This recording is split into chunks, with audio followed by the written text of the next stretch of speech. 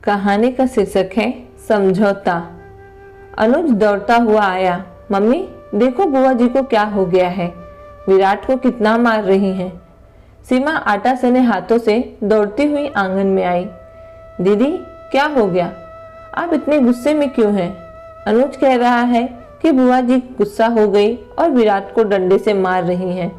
सीमा ने रोते हुए विराट को अपने सीने से लगा लिया। कविता मुझे मत रोको भाभी, मैं इसे मार डालूंगी, आज तुझे छोड़ूंगी नहीं। कहता है ये मेरा घर है। ये नहीं समझता कि जिस दिन से तेरी मामी आई है उस दिन से ही मेरा और इसका आधा हक खत्म हो गया घर पर। जब से अनुज हुआ है तब से तो हम इस घर के मेहमान बनकर रह गए हैं। अनुज सही कहता है, ये उसका और उसकी मम्मी पापा का घर है। तो अपने घर जा। और विराट को धक्का दे दिया इसने। सीमा दीदी मैं माफी मांगती हूँ, बच्चों की बात का क्या बुरा मानना। बच्चे हैं, थोड़ी देर लड़ जाते हैं, अगले ही पल फिर साथ खेलने लगते हैं। सीमा मैं जा रही हूँ भाभी, भैया से कह देना कि इनका फोन आ गया था इसलिए जाना पड़ा। तभी सीमा की सास कविता की माँ चिल्लाती हुई आई। ये कैसा शोर हो रहा है आंगन में? कविता माँ देखो भाभी ने क्या सिखाया है अनुज को। 6 साल का है, मारपीट करता है, जवाब देता है, कहता है मेरा घर है। आज तो इसने विराट को धक्का दिया, वो गिर गया, मुझे भी गुस्सा आ गया। मैंने भी आज इसे मार मार कर सबक सिखा दिया। देखो कैसे सुबक रहा है मेरा लाल।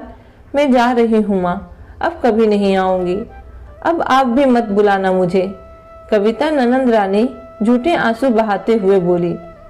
सासू माँ मत रो मेरी गुड़िया, जब से ये करमजली आई है मेरे और तेरे भाई के भाग फूट गए हैं। एक लड़का भी नहीं संभाला जाता इस पर। मायके से जैसा संस्कार मिले वैसे ही दिखाएगी यहाँ। तू कहीं नहीं जाएगी, जाएगी तो आज ये घर से। आने दो विक्रम को घर, कल ही छोड़ आएगा इसे।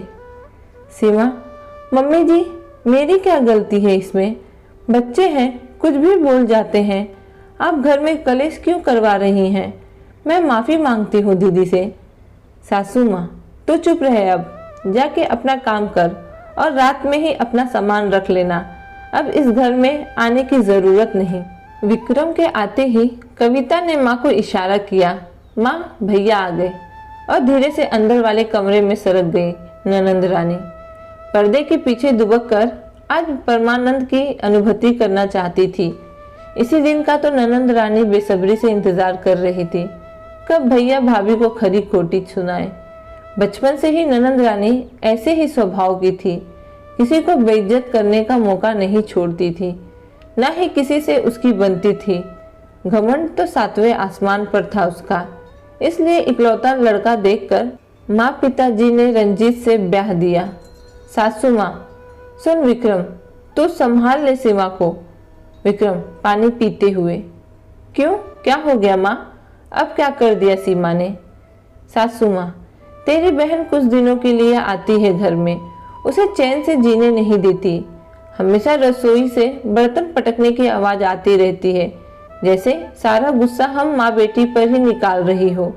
खाना भी ऐसे नाक मुंह बना कर देती है जैसे हम इसके दुश्मन हो। रोटी भी पूछ कर बनाती है कि कितने खाओगे आप लोग। आज तो हद ही कर दी इसने। फिर पूरा किस्सा सासू माँ ने नमक मिर्च लगाकर बताया। विक्रम अच्छा ऐसी बात है माँ, आज तो मैं फैसला करके रहूंगा इसका। विक्रम ने जोर से सीमा को आवाज लगाई। दोनों माँ बेटी के मन में लड्डू फूट रहे थे। सीमा दौड़ती हुई सब पकाती हुई आई, चुपचाप से नीचे मुंह करके खड़ी हो गई। विक्रम सीमा ये माँ क्या बोल रही है? और माँ क्या बोला आपने? सीमा रोटी गिनकर बनाती है, क्या आप नहीं जानती वो क्यों करती है ऐसा? आप ही उस पर चिल्लाती आई हैं। जब भी एक रोटी भी ज्यादा बन जाती है, बेचारी कई दिनों से तो आपको ना पता चले बासी रोटी छिपा कर रख देती है। कितनी बार मैंने चुपके से खाते हुए देखा है उसे।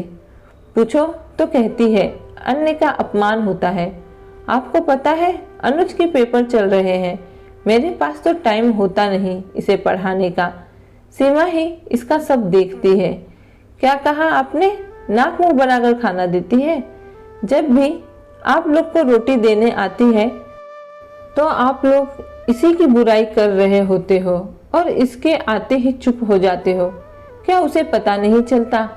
उसे नमक चम्मच एक एक गरम रोटी के लिए 50 चक्कर लगवाते हो।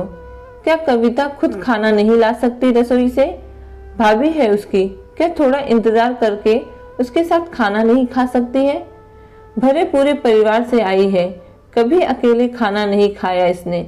दिन में तो बस एक आधा रोटी ही खा के रह जाती है। रात में मेरा इंतजार करती है। अगर मैं ऑफिस से खाना खाकर आता हूँ तो उस दिन ऐसे ही दुखी सी हो जाती है। कभी आपने पूछा है, सीमा तूने खाना खाया, तेरी तबीयत कैसी है? तो किस बात का संयुक्त परिवार, बेटे का ख्याल, पापा की दवाई का ख्याल, तुम्हारे घुटनों की मालिश, मेरे हर जरूरत के सामान को तुरंत हाजिर करना, ये सब कौन करता है? आप तीर्थ स्थान पर किसके सहारे घर छोड़कर जाती हैं? जवाब दीजिए। कविता को कुछ भी देती हैं, कभी उसे या मुझे दिखाया है? क्या दे रही है? वो भी घर की बहू है और मैं बेटा। आप कविता का स्वभाव तो बचपन से जानती हैं। वो हर बात बढ़ा चढ़ा कर बोलती है और आप विश्वास कर लेती हैं। कभी घर की बहू की भी सुन लीजिए। वैसे तो अब सुनने की जरूरत नहीं पड़ेगी। बहुत हुआ समझौता, आज तक समझौता ही करती आई है मेरी कविता। उफ तक नहीं की बेचारी ने। इतनी पढ़ी लिखी है फिर भी घर में नौकरानी जैसा हाल बना दिया है उसका। इसमें मैं भी बराबर का कसूरवार हूँ। अब नहीं, कहते हैं बच्चे बूढ़े माँ बाप को बुढ़ापे में अकेला छोड़ जाते हैं। हर बार गलती बच्चों की ही नहीं होती, कई बार गलती माँ बाप की भी होती है। बच्चों को मजबूर कर देते हैं घर छोड़ने पर। समझौता दोनों तरफ से होता है माँ, तब घर चलता है। हम चलते हैं माँ। आपकी सयानी बेटी है ना घर के सारे काम करने के लिए। सीमा अपने पति के इस बदले रूप को निहारती ही रह गई। उसके आंसू रुकने का नाम नहीं ले रहे थे।